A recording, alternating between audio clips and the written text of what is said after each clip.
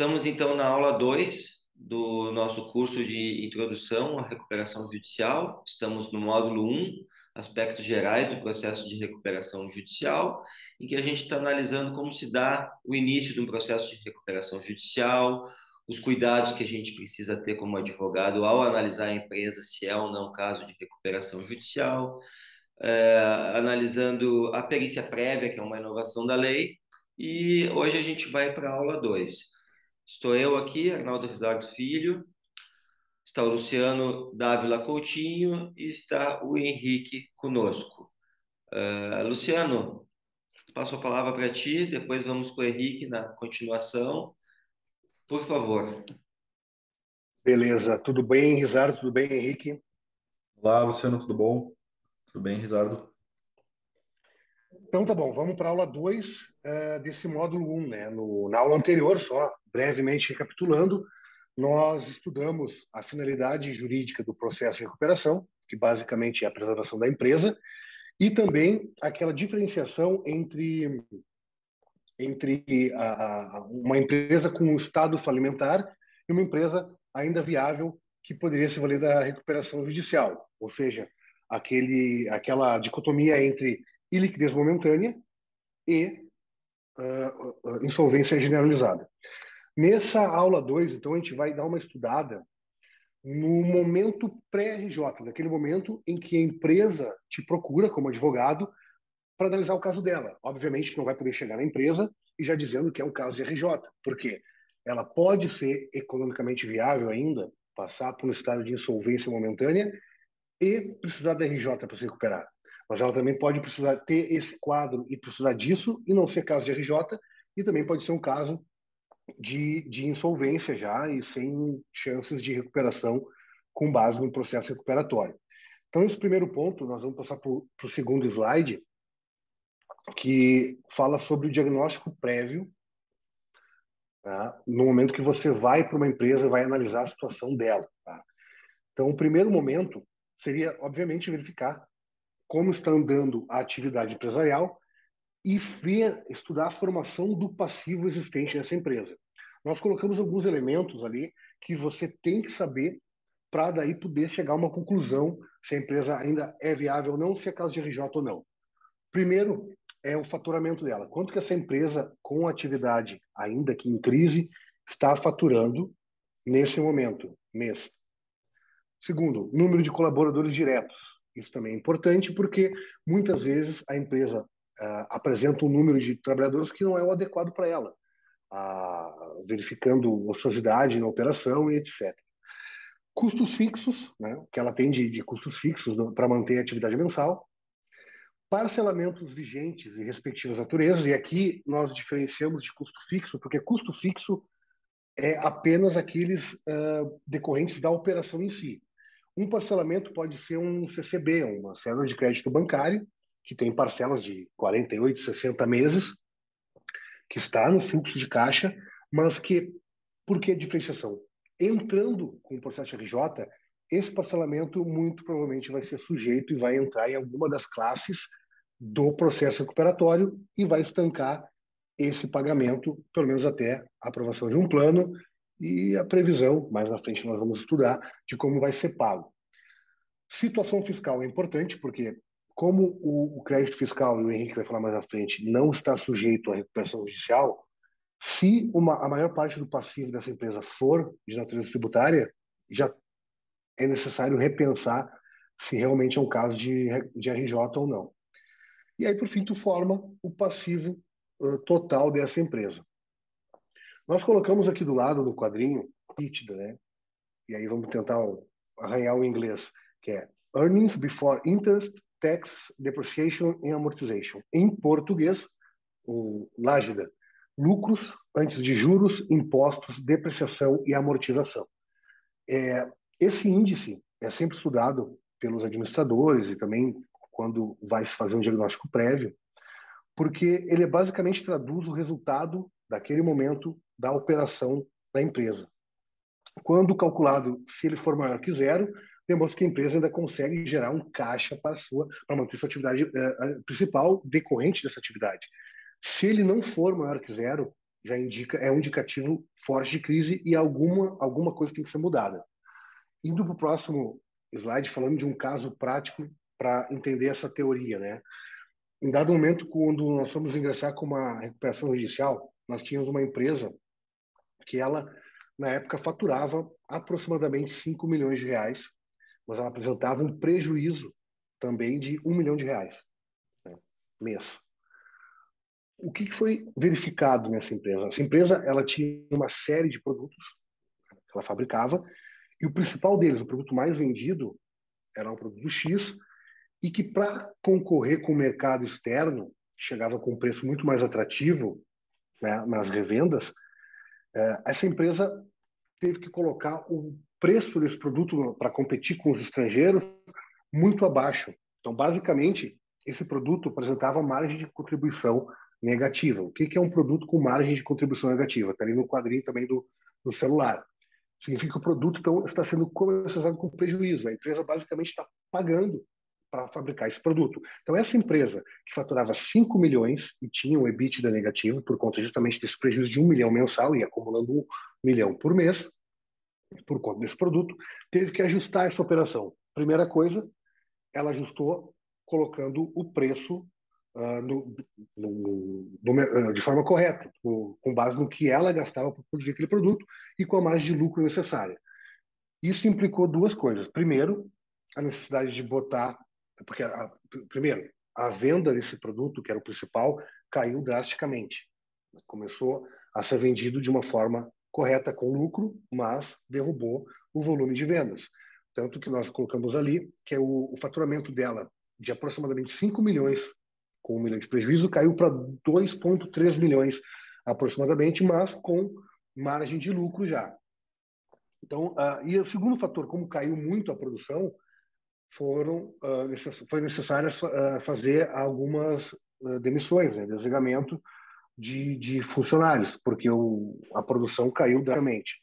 Então, nesse caso, mostra para a gente que muitas vezes o faturamento que o empresário foca como principal objetivo, às vezes ele é ilusório, porque a empresa com faturamento de 5 milhões caiu para menos da metade, ela deixou de apresentar um prejuízo para começar a gerar lucro. Só que, obviamente, durante os meses de prejuízo, ela acumulou um passivo considerável e não tinha, nesse caso, outra solução a não ser ingressar com o processo de recuperação judicial. Porque fora disso ela não teria como dar a volta, não teria como se soerguer economicamente e quitar justamente esse passivo. Hoje, só para concluir, essa empresa fatura mais de 3 milhões, porque ela está ajustada, está cumprindo o plano de recuperação, pagando seus credores de forma correta, e já tem um planejamento tributário para o futuro para zerar também a conta fiscal que ela acumulou. Então, esse é um exemplo prático que nós vivenciamos e que traduz bem essa questão do EBITDA, faturamento, e como é essencial essa análise prévia para nós termos certeza de passar para o cliente, que é um caso de RJ. Um Na sequência, questionamento, posso fazer um claro, questionamento, então?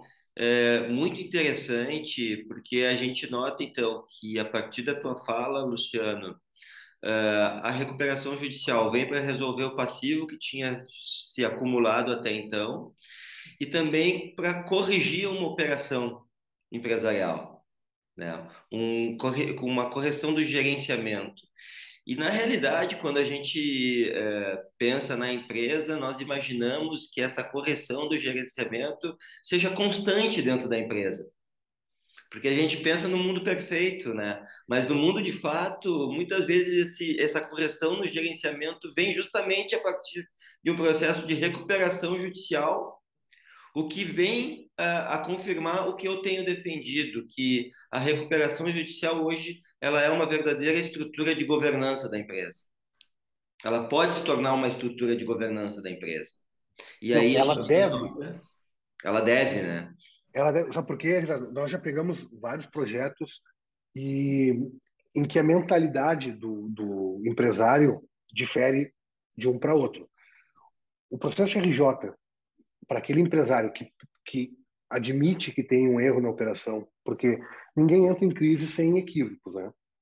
Então, ele com a mentalidade de se reestruturar, se reorganizar, usar a RJ para isso, são os processos que acabam tendo sucesso. Agora, o empresário que tem cabeça dura, que entra numa RJ só para segurar a dívida, não pretende mudar e segue continuamente cometendo os mesmos erros, a RJ vai segurar um tempo, mas no final das contas a empresa não vai ter uma solução, Isso é porque a importantíssimo. mentalidade não mudou. Isso A é governança, como você importantíssimo. falou, a mentalidade é fundamental. Isso é importantíssimo. Eu passo agora para o Henrique dar a sequência aí na aula. Perfeito, Luciano.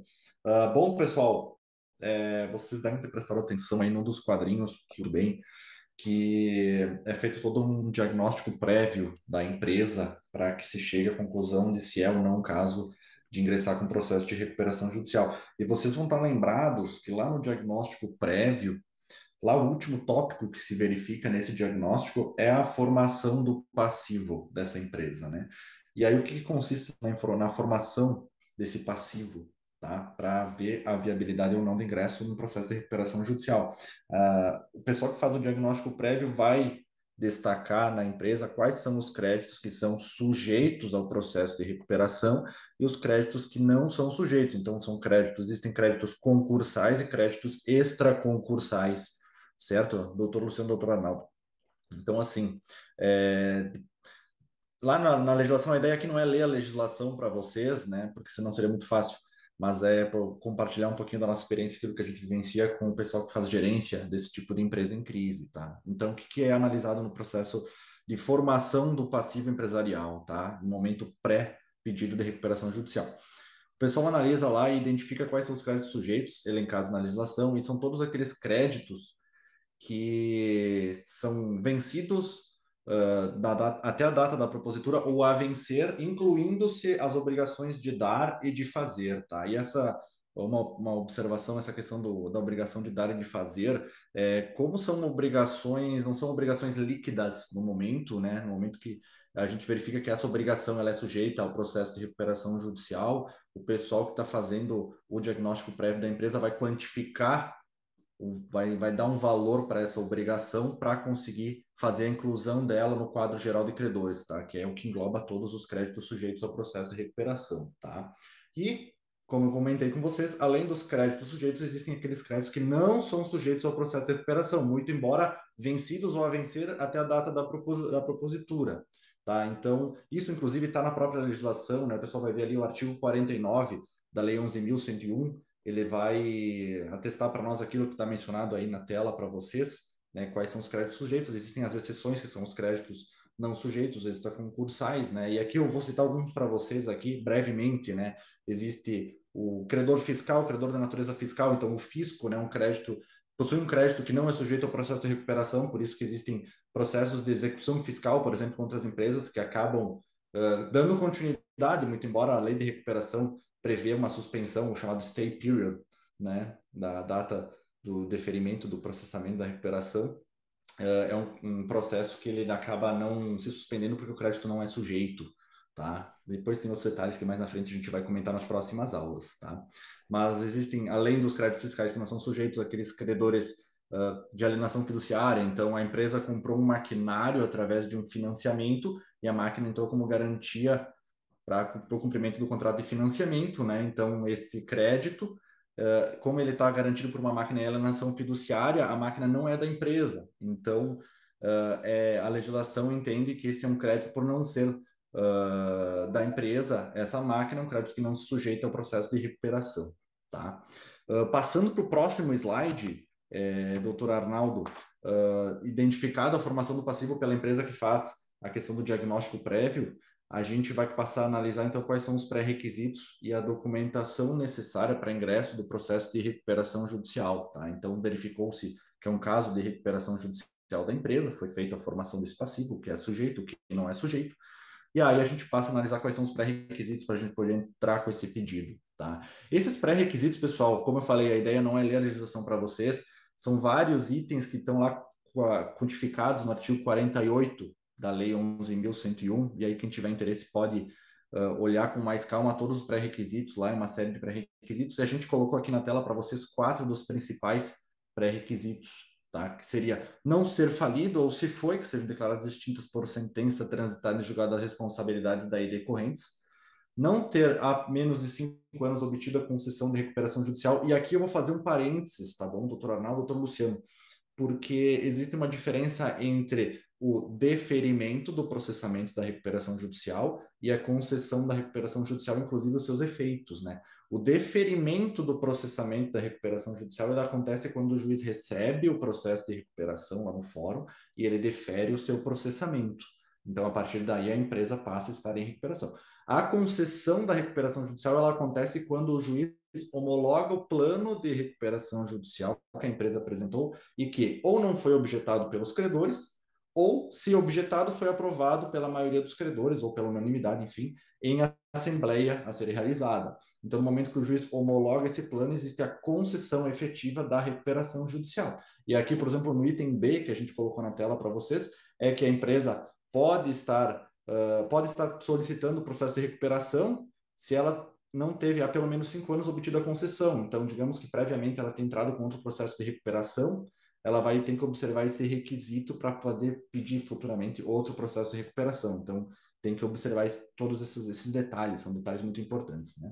Não terá menos de 5 anos obtido a concessão da RJ com base em plano especial, isso é uma questão específica para micro e pequenas empresas, e não ter como administrador ou sócio, daí isso ou empresário, né? Pessoa condenada por qualquer dos crimes previstos na lei, né? Dos crimes da lei, decorrentes da lei de recuperação judicial durante o processo, tá? Então, entendo que a questão dos pré-requisitos, quem tiver mais interesse consegue observar com detalhes o artigo 48, ele assim, tem mais pré-requisitos, mas os principais e a questão da diferença a gente achou interessante pontuar para vocês para deixar isso esclarecido, tá bom?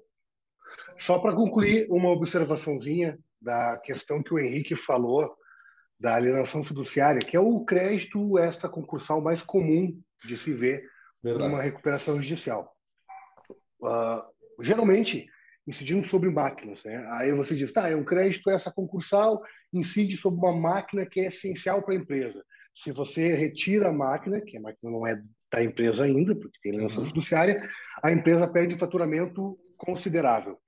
Nós já tivemos casos em que existia uma ordem judicial para retirada dessa máquina para um outro juiz, uma outra execução, e nós conseguimos, com um pedido de urgência na RJ, evitar a retirada dessa máquina. Caso concreto, o oficial estava desmontando a máquina para levar, e nós comprovamos para o juiz que ia cair um faturamento da empresa em torno de mês, tá? Em torno de 3 milhões de reais, se aquela máquina fosse retirada. O que ia implicar diretamente no sucesso ou insucesso da recuperação judicial. O juiz defere muitas vezes isso aí, às vezes a alienação está sobre uma sede, um parque fabril, que é extremamente importante, e, lógico, o credor com essa fiduciária fica naquele limbo. E, obviamente, que a estratégia, primeiro, é evitar uma queda de faturamento e uma falência, e segundo, chamar esse credor que está fora da RJ para a mesa de negociação. Nós conseguimos, em 2 ocasiões, fazer isso, com uma máquina, que era essencial para a empresa, e com um parque fabril. Então, só uma curiosidade sobre esse Tudo crédito. isso decorre do princípio da preservação da empresa, que é o princípio Com máximo da certeza. recuperação judicial, né? Justamente, Com justamente. certeza. A base de tudo, né?